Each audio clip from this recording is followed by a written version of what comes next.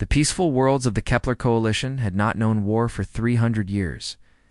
7 different alien species lived together in harmony across their star systems. Their cities were beautiful, made of crystal and light, floating in the clouds or built into living trees. Giant space stations orbited every world, protecting them with invisible shields and powerful weapons that had never been used in anger. The Veltar were the leaders of this peaceful alliance. Their bodies were like living glass, and when they spoke, their voices sounded like music. They handled all the talking between different worlds and species. The Kreeth looked like giant insects with shiny black shells, but they were brilliant at math and science. They managed all the trade ships that moved between the stars. The Netha were beings made of gas and energy who lived in floating cities. High in the clouds, they provided power for all the coalition worlds. There were 4 other species too, each with their own special skills. The Mordai were plant people who grew food for everyone. The Zulkik were small, but incredibly smart, creating all the computers and machines. The Etherin were peaceful warriors who had given up fighting long ago to become artists and teachers. The Yilmuth were explorers who mapped new star systems and found new worlds to settle. All of them had forgotten how to fight real wars.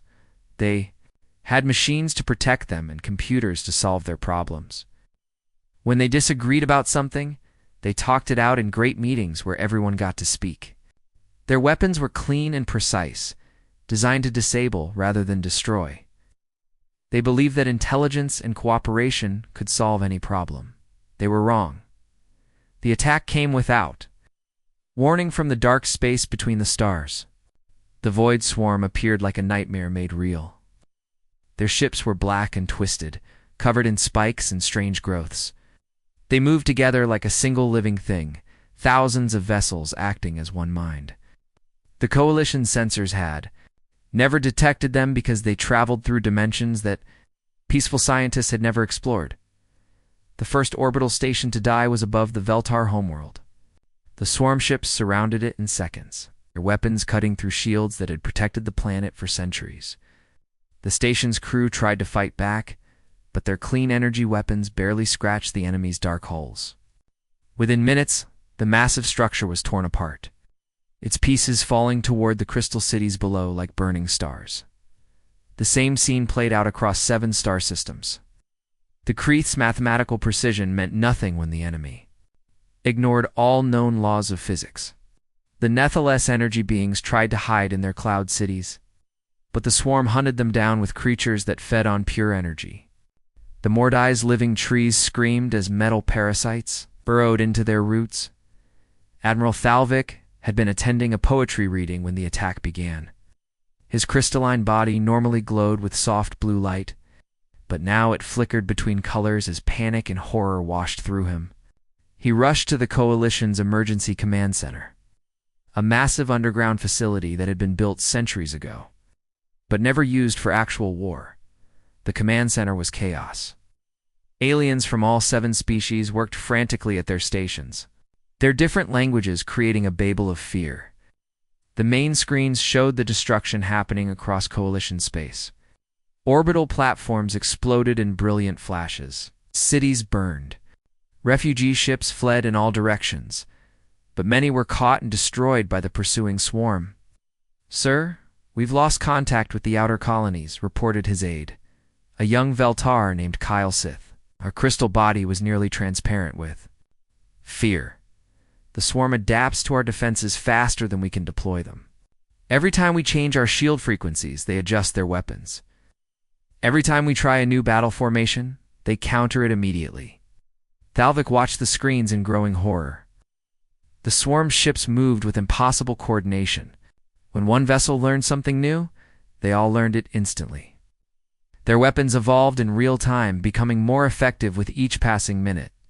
The Coalition's advanced technology, their pride and joy, was being turned against them. "What about the defense fleets?" he asked desperately. "Gone," whispered Commander. Next style of the Kreeth. His insect-like eyes were dim with despair. "Swarm destroyed them in the first wave. Our ships are built for exploration and trade, not war. We haven't fought a real battle in 3 centuries. The truth hit Thalvik like a physical blow. The coalition had grown soft during their long peace. They had incredible technology, but no idea how to use it for actual warfare. Their weapons were designed to disable, not destroy. Their ships were built for comfort and efficiency, not combat. Their soldiers were really just peacekeepers who had never faced an enemy that wanted to kill them. Sir Kylesith said quietly, "There is one option, the humans." Thalvik's light dimmed. The humans of Earth were considered primitive by coalition standards. They had barely achieved interstellar travel and still fought wars among themselves. Most coalition citizens looked down on them as barbaric warmongers who solved problems with violence instead of wisdom. But now, as his civilization crumbled around him, Thalvik realized that maybe barbarity was exactly what they needed. "Send the message," he commanded. "Tell them their help is required." The message from the dying coalition reached Earth at 3 in the morning, local time. The overnight duty officer at Earth's United Defense Command stared at the transmission. In shock, for 50 years, humanity had been treated like children by the advanced alien civilizations. The coalition species had politely refused Earth's attempts at friendship, saying humans were too violent and primitive to join their peaceful alliance. Now these same aliens were asking for help. General Kongdeho was woken up by the emergency call. He was a man in his 50s, with gray hair and tired eyes that had seen too many battles. His hands were covered in old scars from wars fought on distant planets where humanity had struggled to survive. He dressed quickly and made his way to the command center. The holographic display showed the destruction. It's happening across coalition space. Burning space stations, destroyed cities, millions of refugees fleeing in terror. Kong studied the images. With the cold eye of a professional soldier, he had spent his entire life learning how to fight and kill, skills that the peaceful aliens had never needed until now. "How many ships do we have ready?" he asked his staff. 12 heavy cruisers, 30 destroyers, and about 100 smaller vessels, replied his aide, Major Kim Yansu. "But sir, this enemy destroyed civilizations that are thousands of years older than ours. Their technology is beyond anything we've ever faced." Kong smiled grimly. "Technology isn't everything. Sometimes the old ways work better than the new ones." Within hours, the meeting room was full of Earth's top military commanders. They came from all branches of the service: Army, Navy, Air Force, Marines, and Space Corps. These were hard men and women who had fought in humanity's colonial wars, where every planet was a struggle and every resource had to be won with blood. Colonel Park Minho, Kong's second-in-command, was worried. "Sir, we're talking about an enemy that wiped out entire star systems in a matter of hours." "What makes you think we can do better?" "'Cause we're different," Kong replied. "The coalition species think like computers. Everything's logical and predictable. They solve problems with mathematics and technology. But we learned to fight when we were still living in caves. We know how to be chaotic, unpredictable, and mean." The decision was made quickly. Earth would send 50,000 of its best fighters to help the coalition. It was almost their entire military force. But General Kong believed it was worth the risk. If the coalition fell, humanity would be next. The human fleet that launched from Earth was not impressive to look at. Their ships were boxy and practical, painted in dull colors and covered with weapons. They looked like tools of war, which is exactly what they were. The coalition ships were beautiful works of art that happened to fly through space. Human ships were designed to fight and kill and nothing else. Captain Lee So-young commanded one of the Marine battalions. She was a small woman with quick reflexes and a reputation for creative thinking. Her soldiers were tough veterans who had fought in the brutal colonial wars where surrender often meant death. They loaded their ships with weapons that the coalition would consider primitive projectile. Guns that fired metal bullets, explosive devices that relied on chemical reactions, and bladed weapons for close combat. The journey to coalition space took 2 weeks. During that time, the human crews studied everything they could about their new alien allies and the enemy they would face. The Void Swarm appeared to be a hive mind with all their ships acting as one organism. They were incredibly advanced, but seemed to think in patterns that could be predicted and countered. When the human fleet finally arrived at the Coalition's emergency headquarters, the cultural shock was immediate and overwhelming. The meeting took place on a moon orbiting the Veltar homeworld, a facility that looked more like a work of art than a military base. Everything was smooth curves and soft lights, designed to promote peace and harmony. Admiral Thalvik met the human commanders at the docking bay. His crystalline body reflected the harsh lighting of the human ships, creating rainbow patterns that hurt to look at. When he spoke, his voice was like wind chimes in a gentle breeze. "Welcome, humans," he said formally. "We are grateful for your assistance in this dark hour." General Kong stepped forward, his heavy boots echoing on the polished floor. His dark green uniform was practical and worn, marked with the insignia of a dozen different campaigns. "Admiral, we're here to fight. Show us what we're up against." Briefing that followed was unlike anything either species had experienced before. The Coalition officers explained their situation with mathematical precision, showing detailed charts and statistics about their losses. The human officers listened, with growing frustration as the aliens described their failed attempts to negotiate with the swarm. "You tried to talk to them?" asked Colonel Park Min-ho in disbelief. "Of course," replied a Crete H commander, his insect-like head tilting in confusion. "All conflicts can be resolved through proper communication and understanding." Exchanged glances. Captain Lee So-young spoke up.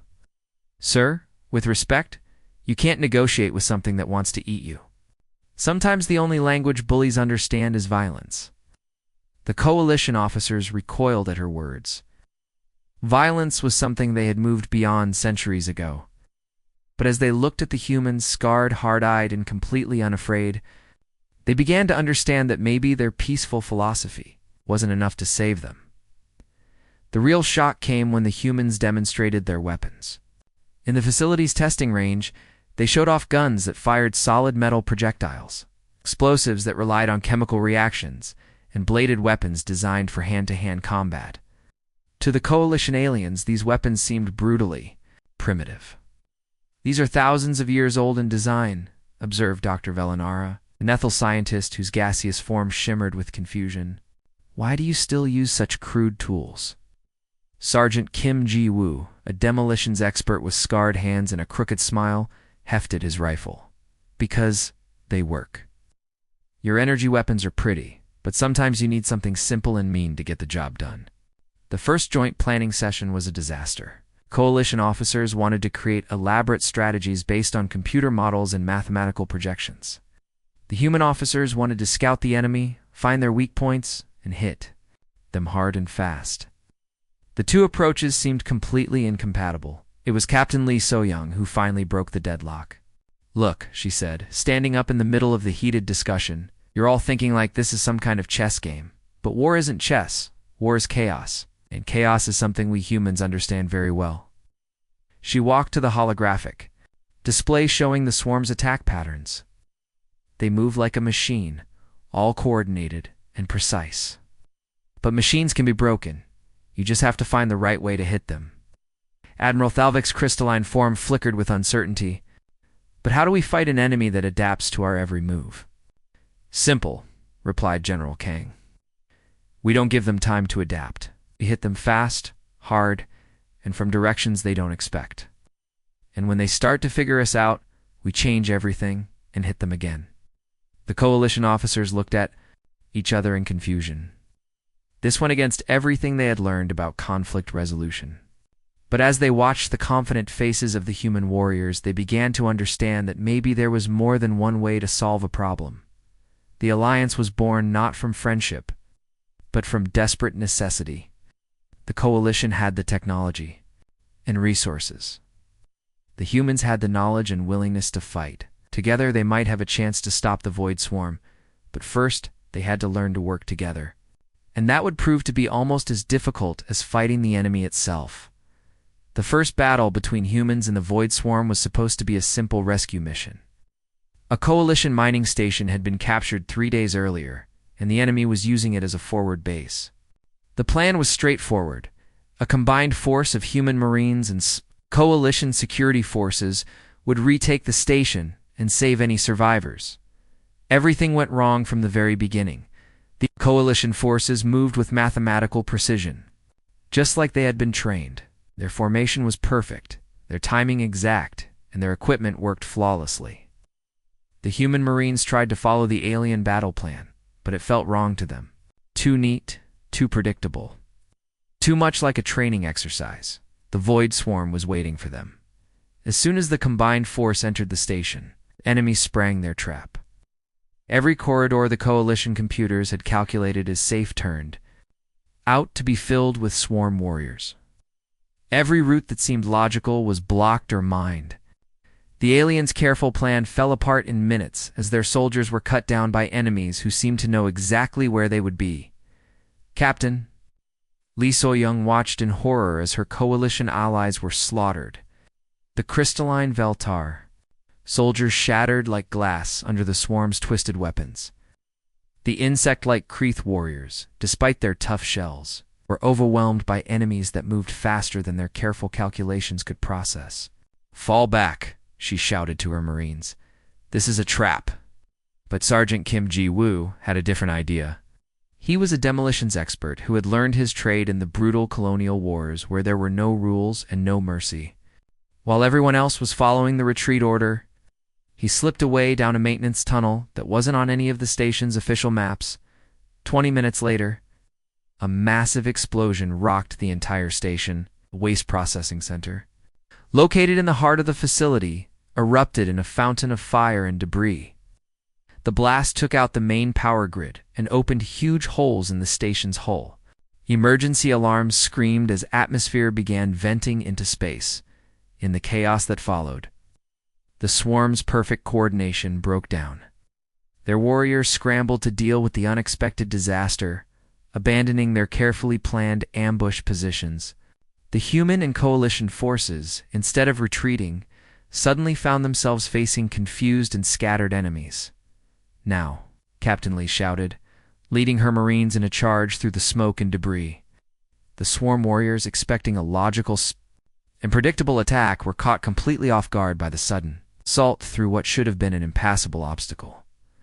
The battle turned into a brutal, close-quarters fight in the damaged corridors. The humans' primitive weapons, guns that fired metal bullets and blades, designed for cutting, proved devastatingly effective against enemies who had adapted to defend against sophisticated energy weapons. The Coalition soldiers, inspired by their human allies' example, began fighting with a ferocity they had never known they possessed. When the smoke cleared, the mining station was back in Coalition hands. But the real victory was not the station itself. It was the lesson they had learned about their enemy.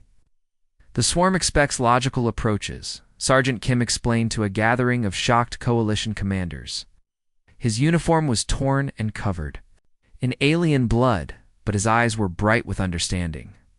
They're a hive mind. They process information uniformly. When they see a pattern, they adapt to counter it. But chaos, random violence that doesn't follow any rules, it breaks their pattern recognition. Dr. Nahaijin, Earth's leading expert on alien life forms, had been studying the swarm technology they had captured during the battle. What she discovered was even more disturbing than they had imagined. She called a meeting with both human and coalition scientists to share her findings. "They're not just conquerors," she announced, her voice grim. "They're hunters. They specifically target technological civilizations. Every time they win a battle, they learn from it. Every defense pattern gets cataloged and stored in there. Collective memory. The more advanced a civilization is, the more predictable their responses become." The implications were terrifying. The Coalition's advanced technology, their pride and joy, was actually making them easier to defeat. Their computers calculated the most efficient solutions to problems, but efficiency meant predictability. And predictability meant death when facing the Void Swarm. "So what do we do?" asked Admiral Thalvik, his crystalline form flickering with despair. "We fight like humans," replied General Kang Daeho. "Chaotic, unpredictable, and mean. We throw away the rulebook and make it up as we go along." The solution was as simple as it was revolutionary. They would teach the Coalition forces to fight like guerrilla warriors. human soldiers began conducting training sessions for civilian volunteers. Former diplomats who had never held a weapon learned to build improvised explosives from household chemicals. Peaceful researchers discovered the brutal efficiency of hit-and-run tactics that struck without warning and disappeared before the enemy could respond. The transformation was shocking to watch. The elegant Veltar learned to hide in the ruins of their crystal cities, using their natural camouflage to become invisible assassins. The mathematical Kreeth applied their logical minds to the problem of creating maximum chaos with minimum resources. The gaseous Nethel used their ability to flow through ventilation systems to plant bombs in impossible locations. Captain Lee, Swa, found herself teaching a class of coalition civilians how to make weapons from farming equipment. Her students included a Veltar poet, a Kreeth mathematician, and a Nethel energy engineer. None of them had ever heard another living being, but they were learning quickly. Remember, she told them as they practiced with their improvised weapons. The swarm expects you to fight like civilized beings. They've cataloged every proper military tactic ever used, but they've never faced farmers with pitchforks, or artists with paint bomb grenades, or mathematicians who use chaos theory to plan ambushes. The change in the coalition forces was remarkable. They began launching raids that made no logical sense but were devastatingly effective. A group of Veltar musicians used their harmonic voices to shatter swarm equipment at frequencies the enemy hadn't expected. Kreeth farmers turned their knowledge of pest control into expertise at hunting alien invaders. Nethel cloud dwellers used weather manipulation to create storms that grounded swarm aircraft. But the real breakthrough came when Dr. Nahai Jin made another discovery. While studying captured swarm warriors, she found that they had individual personalities buried deep within their hive mind connection. These personalities were suppressed by the collective consciousness, but they were still there. If we can disrupt their connection to the hive mind, she explained to the assembled commanders. Even for a few seconds, their individual personalities might reassert themselves. And individuals can be confused, frightened, and defeated in ways that a hive mind cannot. The humans had found their enemy's weakness. The swarm's greatest strength was also their greatest vulnerability. Their perfect coordination depended on constant communication and shared consciousness. But chaos and unpredictability could disrupt that communication, turning a unified force into a collection of confused individuals. The war was far from over. But for the first time since the invasion began, the coalition had hope. They were learning to fight like humans, dirty, chaotic, and utterly unpredictable. And in that chaos, they were finding their path to victory. The war changed after the first victory at the mining station. The Void Swarm could no longer sweep across coalition worlds like an unstoppable tide. Instead, they faced something they had never encountered before, an enemy that refused to fight fair. On the garden world of Nethel Prime, Private Yoon Jae-soon crouched in the ruins of what had once been a beautiful park. The trees were dead. Now, their leaves black and twisted from swarm poison.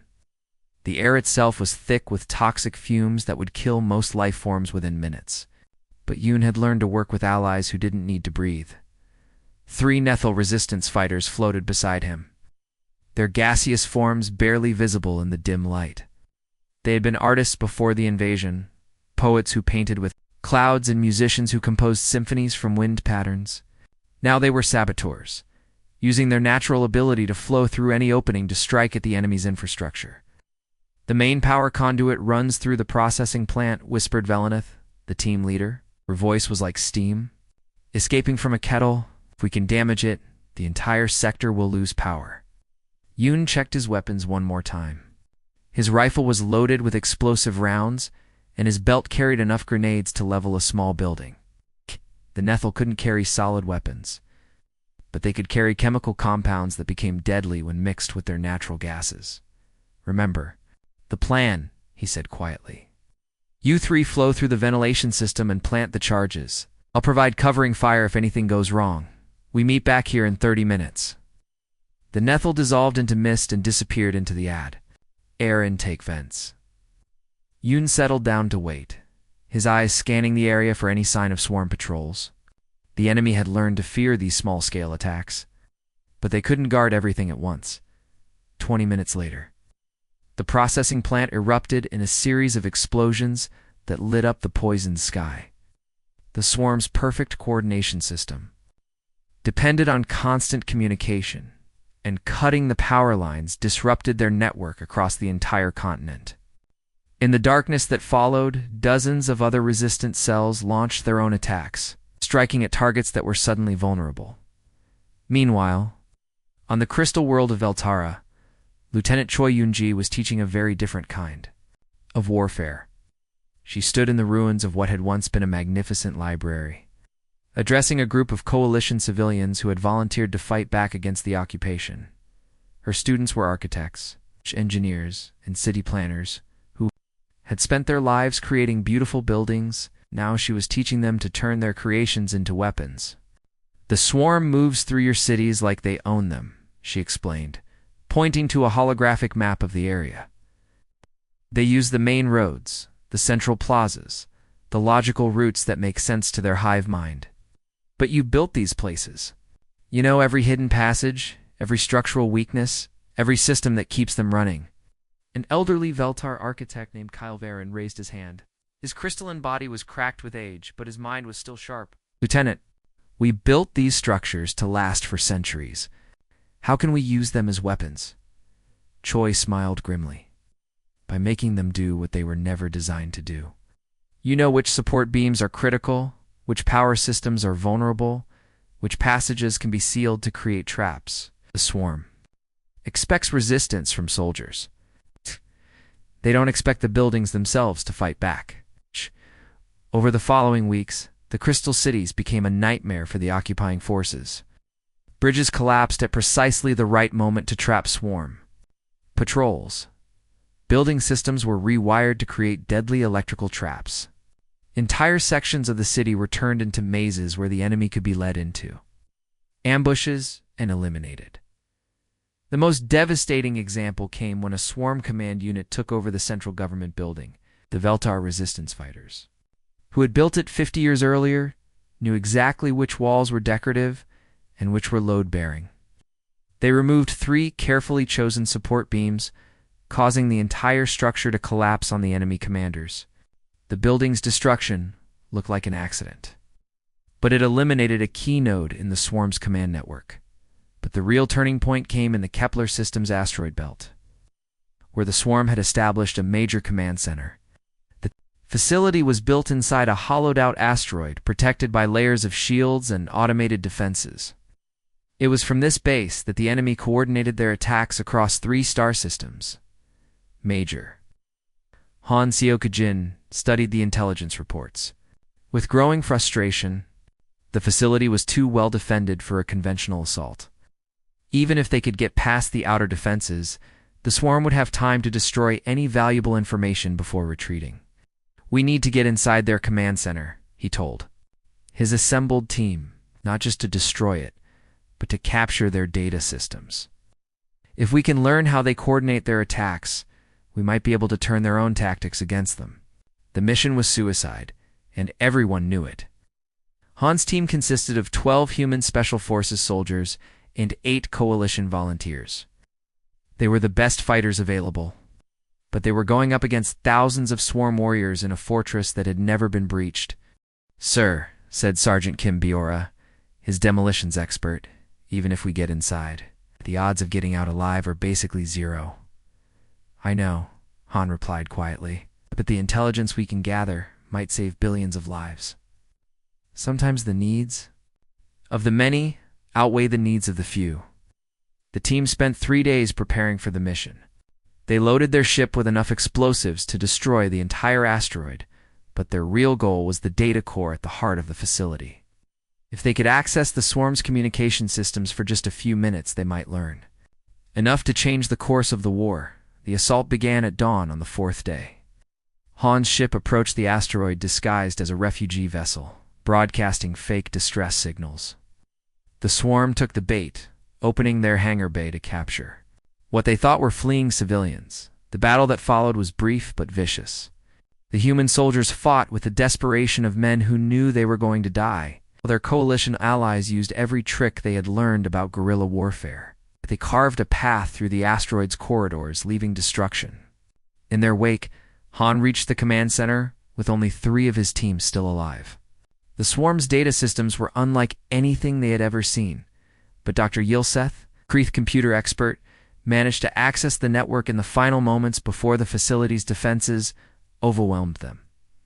"Got it," she shouted, her insect-like fingers flying over the alien controls. "I'm downloading everything, their command structure, their communication protocols, their strategic plans." The data transmission took 47 seconds. In that time, the remaining team members held off hundreds of swarm warriors with nothing but their weapons and their determination. When the download was complete, Han triggered the explosives they had planted throughout the facility. The asteroid command center disappeared in a brilliant flash of light that could be seen from 3 systems away. With it died Major Han Seochin and his entire team, but their sacrifice was not in vain. The intelligence they had gathered revealed the location of the swarm's central coordination hub and the weaknesses in their communication network. News of their heroic sacrifice spread quickly through the resistance networks. For the fallen, for the free became a rallying cry that echoed across a dozen worlds. The swarm had superior technology and numbers, but they were facing an enemy that valued individual courage over collective survival. The underground war continued, but now it had direction and purpose. The resistance fighters knew their enemy's secrets, and they were ready to use that knowledge to strike back. The intelligence gathered from Major Han Seok-jin's sacrifice had revealed the location of the Void Swarm's greatest secret, their queenship. Hidden in the Nexus system, this massive vessel was the brain of the entire invasion force. Every swarm ship, every warrior, every tactical decision flowed from the queenship's central command. It was a monster of a ship, larger than any space station the Coalition had ever built. Its black hull was covered in twisted spires and organic growths that pulsed with sickly light. From this floating fortress, the Swarm Queen coordinated the destruction of entire civilizations with cold, mechanical precision. General Kong Dae-ho stood on the bridge of the Coalition flagship, watching the combined human-alien fleet prepare for the final battle. 6 months ago, these 2 species had barely been able to work together. Now they moved as one, their different strengths creating something neither could achieve alone. "Check," Kong spoke into his communicator. "All ships report status." The responses came in a dozen different languages and communication methods. Human captains barked crisp military reports. Veltar commanders sang their status updates in harmonious tones. Kreeth officers clicked their mathematical assessments. Nethel pilots whispered through energy fields. Admiral Thalvik floated. Beside him, his crystalline body reflecting the lights of the tactical display. The alien admiral had changed during the war. His once peaceful demeanor now carried the hardened edge of a warrior who had learned that sometimes violence was the only answer. "Your species has changed us," Thalvik observed, watching the mixed fleet deploy into attack formation. "We thought advancement meant leaving violence behind. Shown us that sometimes violence is the only language bullies understand." Kong smiled grimly. "And you've shown us that there's more to strength than just fighting. Your technology, your wisdom, your different ways of thinking. That's what's going to win this war." The battle began with a coordinated strike that would have been impossible before the Alliance. Human fighters, small and fast, dove toward the queenship in wild, unpredictable patterns. Their pilots flew maneuvers that broke every rule of military doctrine, spinning and diving in ways that confused the swarm's targeting computers. Lieutenant Commander Oh Soo-ben led the first wave of attackers. Her fighter squadron moved like a flock of birds, each pilot responding to the others without any central command. The swarm's weapons tried to track them, but the chaotic flight patterns made it impossible to predict where they would be from one second to the next. Remember, she spoke to her pilots over the radio. "We're not trying to destroy the ship. We're just trying to confuse it. Make it focus on us while the big guns get into position." Behind the fighters came the Coalition's heavy cruisers, their elegant hulls bristling with energy weapons that could crack planets. But instead of firing in the precise mathematical patterns the swarm expected, They unleashed their attacks in random bursts that created a wall of destructive energy around the Queen ship. The swarm tried to respond with their usual coordinated tactics, but the combined assault was too chaotic for their hive mind to process. Individual ships began making their own decisions, breaking away from the perfect formations that had made them so deadly. "Now," General Kong shouted. "All boarding. Parties launch." The real battle was about to begin inside the Queen ship itself. Dozens of assault craft launched from the human and coalition ships, carrying teams of soldiers who had learned to fight together despite their vast differences. Captain Lee So-young led one of the boarding parties through a breach in the Queen ship's hull. Her team was a perfect example of how the two species had learned to work together. Human Marines provided covering fire with their primitive but effective weapons, while Veltar soldiers used their natural camouflage to scout ahead. Kreeth warriors brought their mathematical minds to the problem of navigating the ship's maze-like corridors, while Nethel fighters flowed through ventilation systems to attack from unexpected angles. The corridors of the Queen ship were like nothing they had ever seen. Walls were alive, pulsing with organic rhythms that made the soldiers feel sick. Strange growths covered every surface, and the air itself seemed to whisper with alien voices. "Stay together," Lee commanded as they fought their way deeper into the ship. "Don't let this place get in your heads. It's just another enemy position." The swarm warriors they encountered were different from the ones they had fought before. These were bigger, stronger, and more intelligent. They fought with desperate fury, knowing that their entire species depended on protecting the Queen ship. But the human coalition teams had learned to use their differences as weapons. When the swarm adapted to human tactics, the aliens would switch to their own fighting styles. When the enemy countered alien techniques, the humans would respond with brutal simplicity that broke through every defense. The battle raged through the ship's corridors for hours. Both sides took terrible losses, but the boarding parties pressed forward, following the intelligence they had gathered from Han's sacrifice.